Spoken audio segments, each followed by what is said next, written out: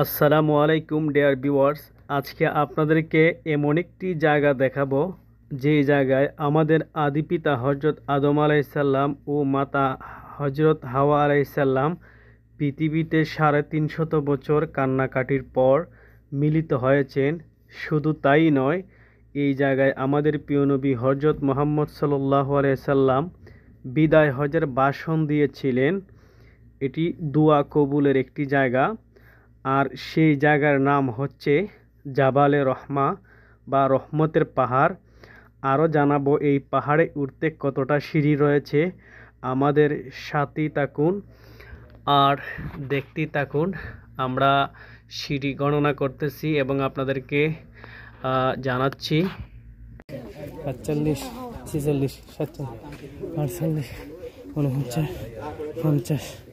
Dear viewers, আমরা গণনা করতে করতে উপরের দিকে উঠতেছি, আপনারা দেখতে থাকুন। আমরা ৫০ সিঁড়ির উপরে উঠে গেছি ইনশাআল্লাহ।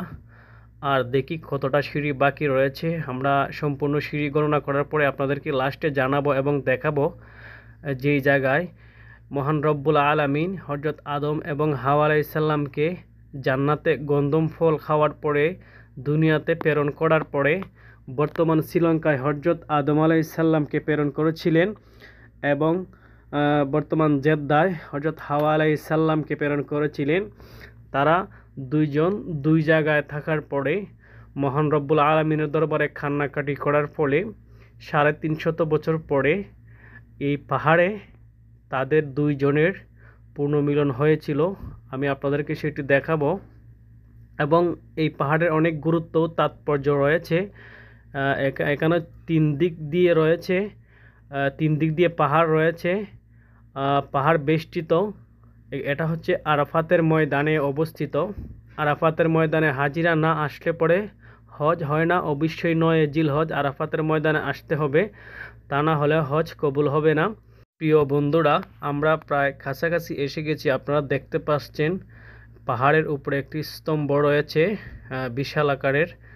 তো আমরা দেখাবো আপনাদেরকে এবং আপনাদেরকে গণনা করে আমরা শোনাবো শেষ পর্যন্ত কতটি সিঁড়ি রয়েছে। দেখতে থাকুন। ৪১, ৪২, ৪৪, ৪৩, ৪৪, ৪৫, ৪৬, ৪৭, ৪৮, ৪৯, ৪৯,